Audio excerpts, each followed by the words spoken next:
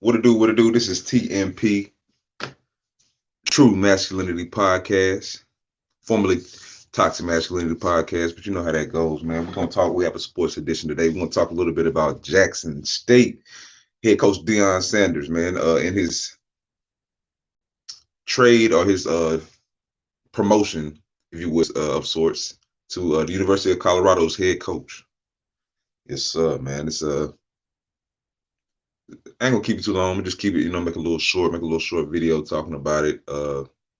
Me myself being a former collegiate athlete at a HBCU myself. We're actually playing Jackson State in the Celebration Bowl. I went to North Carolina Central University, played linebacker there for 4 years. You know, it was a pretty decent linebacker there. So I know the ins and outs of HBCU football. I know what the culture is like. So I'm just giving you a personal delve or insight into what things that happened in my life and what I saw in the culture that's really been cemented in HBCU football and HBCU culture for years. So me myself, I see a lot of negativity talking about Deion's move.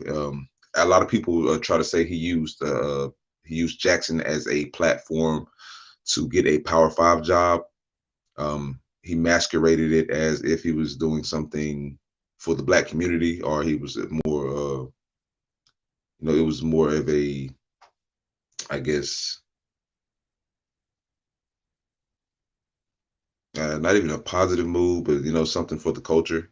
He painted it as if that was it, and all intents and purposes, I think he did that. In my opinion, I think he served his purpose at Jackson. I think he did the best he could there. Undefeated season, regular season, uh, another championship game. He's done all he can. He's brought a lot of eyes, a lot of notoriety to that city of Jackson. So he's got number one recruits there, all kind of things, things that in the HBCU world would never happen. Let's just be 100%. There has never been number one recruits that were willing to sign to black colleges just because. That just has not been happening like that. Number one players in the nation, it just didn't happen like that. So yeah, man, it's a move I saw coming a long time ago. So I'm gonna talk a little bit about X and O's and the culture. I'm just gonna bring it all together and what I see and just my opinion on what life's gonna be like on the other side of the PWI, or what I see him doing at the championships, not championship, but the bowl subdivision, D1. So, yep. So, like I said, it's a move I saw coming a long while ago. I've been paying attention to Jackson. I don't mind watching a little football. It was good. It was a good storyline. I liked seeing how Jackson State came up a long way in these 2 years. Just with a different culture, a different change, a bigger name. So you can just see what that brings to a whole, institution. Just having a big name, a big social media presence. So I saw the changes in what he did in his short tenure there. So that can't just be, disregarded so easily, in my opinion. But man, I want to talk about a lot of issues, man. Like, these are the things that people just don't see with HBCUs. Like, they don't know about. So it's kind of just doesn't get talked about. Like some of the issues he faced at Jackson. And similar at other HBCUs, that same issues. Administrative issues, alumni issues, lack of funding. They had the water issues in Jackson. Thefts. The first year someone broke into his locker. I mean, broke into his the head coach's office and stole his cell phone. His son had his truck broken into. A student was just killed. I just saw it just now. A student was just killed right before the SWAC championship game on Friday. That student was killed in the parking lot of the school campus, murdered. So he had a player that had got shot. Also, in one of the documentaries, he had a player that had got shot that was from Jackson, that had got shot at Jackson in the city. Mm, just a lot of things. But yeah, back to what I was about to say. The lack of funding is something that happens at all HBCUs. Misappropriation of funds, lack of facilities. Facilities are undermanaged, um, just underfunded. It's a lot of things at HBCUs that people just don't understand. That they want him to stay just for selfish personal reasons, but they don't understand. Being in a city like Jackson, I've never been there personally, but just the things that I've seen and heard, like, come on, man, this seems like a hellhole, a straight shithole. Bad water, just a whole bunch of inconveniences at back to back to back. Why would you want, as a man with kids and everything, like anybody? Why would you want to deal with that? Why would you want to deal with lack of infrastructure? Why would you want to deal with a place that is just another backbiting nigger hole in the United States? That's how I call it. I mean, for lack of better words, it's a big nigger hole. You know, hole a crab in the bucket barrel. So it's like, I mean, that in itself is an upgrade. Going to Boulder, Colorado, it's an upgrade. You know, better water, pure water, more peace, more than likely in that town, small town. Definitely better facilities. Like we already seen him when he posted video. Hell, way better facilities, better money. Uh, he said he didn't do it for money, but I mean, it's better money. Uh, I don't have no issues with what he did. I don't have no issues with him, taking a better job, taking a better position at all. But some of the things, just as I was saying, that I foresee him having in Colorado as a head coach.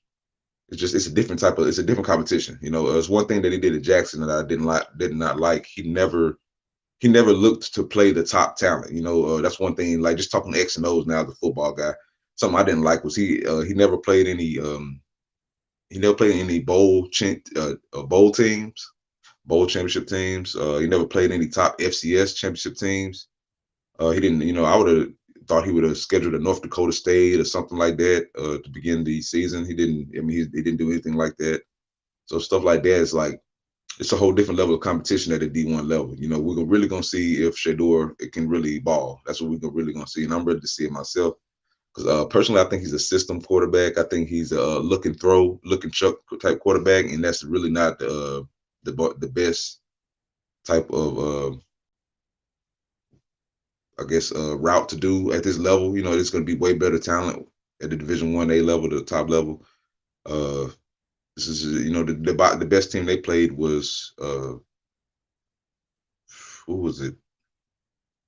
Louisiana Monroe last year. That was the best team that they played as far as just level wise, level of play. So this is going to be a whole new ball game right here. You're going to have to be able to read coverages a little better. Have to be able to not stare down his targets. That's something he does. He gets blinders on, stares down his targets a lot of times. Like he's going to have to be able to go through second and third read. It's just like, and then also nepotism. Nepotism, like if there's a quarterback that's better than Shedeur, will he get the opportunity, or will it be bullshit favoritism from Prime? That's something that I always question. I mean, he has the right to. He's the head man. He can do whatever he wants. It's his parade. You know, it's his party. But my thing is this: like, it's just not. It's not unfair for other athletes. If another athlete is better than Shedeur, will he get the chance, or will he choose favoritism and nepotism and put his son out there, even though it's not favorable for the team? You know, that's the type of questions I ask. Because personally, I've seen a lot of things. Like I said, that he will be challenged next year. This is not the FCS level. Like this is not HBCU football. HBCU football, you can get away with a lot of shit. The cards, especially at Jackson, were stacked. He had a lot of transfers. He had a lot of players that were just substantially above the level of talent of the HBCU level. Like, and that was evident. You know, the dominance that they had this whole season is evident that they had the cards stacked. So I want to see, you will not be able to do that at this level. You will not be able to stack the cards. The talent is too laid out. You know, it's too even.